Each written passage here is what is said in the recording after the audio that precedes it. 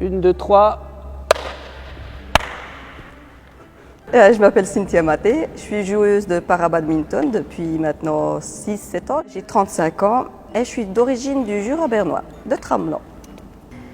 Quand j'étais valide, rappelez ça comme ça, j'ai regardé les athlètes olympiques à la télévision. Et pour moi, c'était des dieux, c'était un rêve. Et maintenant que je suis en fauteuil roulant, je regarde les joueurs, les athlètes paralympiques. Et je me dis que maintenant, c'est à moi d'y aller. J'ai travaillé très dur pour y aller et je suis heureuse de pouvoir représenter la Suisse.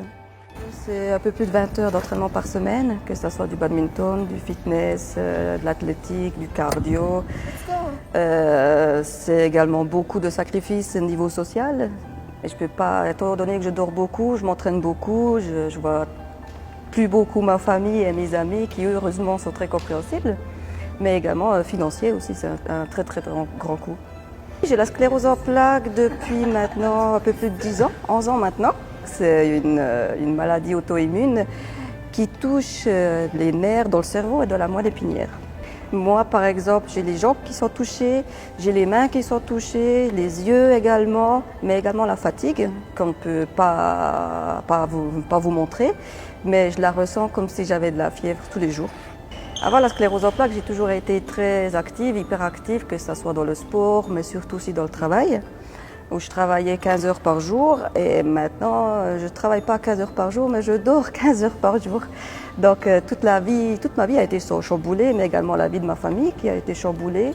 Et ce qui m'a beaucoup aidée, c'est d'avoir des buts dans le quotidien.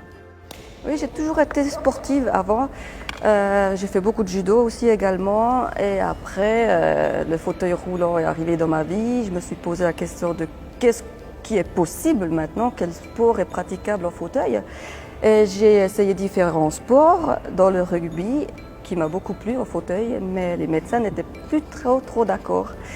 Et un jour, j'ai essayé le para-badminton et je suis tombée amoureuse de ce sport. Et depuis, je le pratique tous les jours.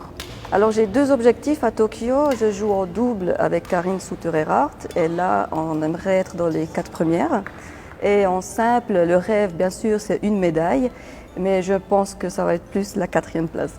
J'ai toujours été un peu différente, donc le fauteuil ne me change rien du tout. Il y a des regards qui sont un peu plus insistants que d'autres.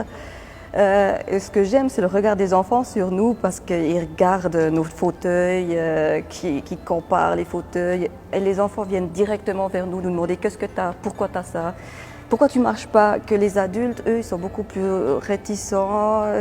Et ça, c'est dommage. Un message que j'aimerais passer aux valides, c'est que nous, athlètes en fauteuil roulant, on n'est pas que handicapés, on est surtout des athlètes.